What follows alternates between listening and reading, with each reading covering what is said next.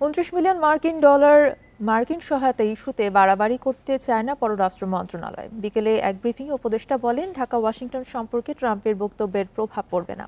এক প্রশ্নের জবাবে তৌহিদ হোসেন আরও বলেন, বাংলাদেশিদের জন্য ভিসা স্বাভাবিক করার বিষয়ে কিছু জানায়নি ভারত।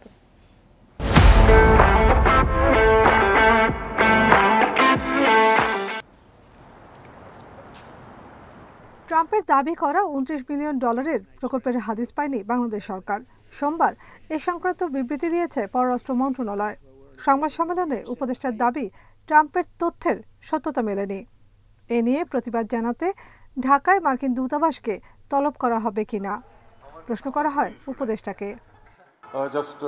প্রেসিডেন্ট বলেছেন, প্রেসিডেন্ট কোনো ডিটেলস দেন নেই বা কারো অ্যাকিউজেশনও করেন নেই।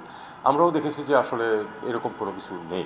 কাজে এটা নিয়ে মার্কিন যুক্তরাষ্ট্রের সাথে সম্পর্ক খারাপ হওয়ার আমি কোনো কারণ দেখি। ব্যক্তি বলতে উনি কাদেরকে বুঝেছেন আমরা জানি না। কাজে এটা নিয়ে আমরা এরপরে আর কোনো বাড়াবাড়ি করার কোনো প্রয়োজন দেখি। এদিকে 5 আগস্ট আওয়ামী লীগ সরকারের পতনের পর বাংলাদেশিদের জন্য ভিসা সীমিত করেছে দিল্লি। জানতে চাওয়া হয়, ভারতের পক্ষ থেকে ভিসা নিয়ে কোনো সুখবর আছে কিনা। এ নিয়ে হতাশা প্রকাশ করেন উপদেষ্টা। ভিসা জটিলতা আমরা সৃষ্টি করিনি। ভারত যে কোনো কারণে হোক, তাদের ভিসা তো আপনারা জানেন যে এটা সভরেন রাইট। কোনো দেশ কাউকে যদি ভিসা না দেয় বা কোনো গোষ্ঠীকে ভিসা না দেয়, এটা নিয়ে কোনো প্রশ্ন তোলা যাবে না। এটা তাদের সিদ্ধান্ত। আমরা আশা করব যে তারা তাদের সিদ্ধান্ত জানাবেন আমাদেরকে বা তাদের কার্যকলাপ বাড়াবেন, যাতে করে লোকজন যারা ভিসা চায় তারা ভিসা পেতে পারে।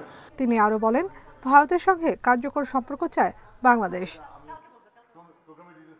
নাফিজাতুল্লাহ, ইন্ডিপেন্ডেন্ট নিউজ, ঢাকা।